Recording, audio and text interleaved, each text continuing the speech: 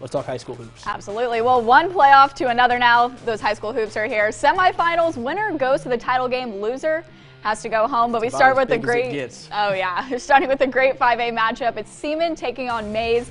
Vikings already took down the 1 seed earlier in the tournament. Mays is next. Caden Bonner taking control of this game. Bounce to Aaron Davis under the basket, keeps the Vikings ahead of Mays. Mateo Hyman in transition. Vikings had a great day rebounding. Ball gets tangled up, but Davis grabs it, gets it to Gavin Willem to Ty Henry along the baseline, and that jumper keeps things going Stevens' way. They lead a lot in this game. Bonner saves the ball here, keeps it in bounds. Willem gets the job done. Drayton Grice over to Bonner. Bonner's going to take it from the top of the arc. Big shots for a big game. Oh, yeah. Vikings had quite the turnout today, too, down in Emporia, and that energy gets them to a state finals berth, taking down Mays 65-54. We did a good job of holding them down, limiting them to 18 points in the first half was exceptional. Our help side defense was really good, and then making shots was really important. It feels great to take down the defending state champs. The Vikings have been seeded as the underdog in all 4 of their playoff wins, and they've had to win all 4 away from home. And if they can get one more tomorrow, that will be one heck of a story. That's a tough basketball team. A lot of tough baskets, man. Yeah. Rural girls have to go through Olathe North, who comes in 23-0. That won't be easy. End of the third, Mariah Lutz to Jada Ingram. Layup at the buzzer goes, but the Lady Blues trail by 4 after 3. To the fourth now. Eagles get a bucket to extend their lead to 6. In the fourth quarter, can Rural make the comeback? Well, let me tell you, this game is far from over. Mariah Lutz, corner 3, right in front of the camera. You love to see it. Pulls them within 3. Later, Emma Kruger driving to the hoop. A tough bucket from the senior gives Rural the lead. And with 2 seconds left, North with the ball, down by 1. Shot to win it, will not go. Washburn Rural ruins Olathe North's undefeated season. The Lady Blues are headed to the state title game. They win a huge one, 44-43, and they'll play Derby tomorrow for the championship. One thing about head coach Kevin Bordewick, he knows how to draw up plays in situations like that. Well, the Hayden boys are in Salina trying to punch their ticket to state against Bishop Miege today. And that man we saw at the beginning, Joe Otting, he'll start us off. Go, Joe, go. Yep, nice little floater there. And then Dominic Ridley breaks through defenders, gets that one to Payton Bartlett in the corner. Jake Muller works his way inside, finds Joe Otting, and you know he's going to get the job done. He always does. And he feeds him again, go figure, I would. Otting with the turnaround shot. Ball bounces here, but none other than Joe Otting is there to save it. Gives the ball to Dylan Foster. Foster finds Bartlett on the outside, gives the Wildcats 3 more. He can really shoot it.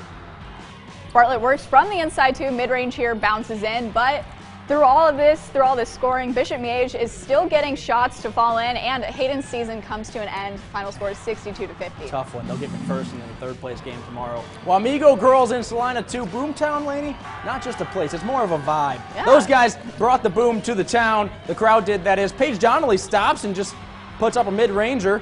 Might as well just shoot it. That'll work. Another mid-ranger this time. Riley Meinhardt stops, pops, and knocks it down. A scrappy bunch this Wamego team is. Trista Hobler grabs the loose ball, puts it home. And check out this one, this sweet reverse layup from Donnelly. A beautiful finish. Second half, Ashton Pearson gets busy. An assist to Meinhardt for the layup, but it's Eudora pulling away late in this one. The Lady Raiders season comes to an end after a hard-fought game. They fall 49-41. That Wamego team has been so fun to watch all year. They're really good at scoring, whether or not they can find an open person. They find a way. Score themselves. Royal Valley taking on Southeast of Saline. Panthers have only 1 loss this year. Brady Klotz gets to work early there. Mason Thomas keeps the mojo for Brady Klotz. Klotz gets 3 for the Panthers. Knoxville Wussack takes this one to the line, step back, all net. Net doesn't even move. Yup. Thomas finds KJ Miller on the outside, and that defense there, that little try to block, was nothing for him. No, nothing. 21 points for Klotz tonight, 16 for Knox, and 13 for Miller. Panthers win 60-52, and they're going to the Ship against Heston. So good. They've done it all year long. 2 area teams in this one. St. Mary's takes on Valley Falls in Bramlage Coliseum. Bears come out swinging. Noah Jacobson drives to the lane and floats one in over a couple defenders. The Dragons will respond, though.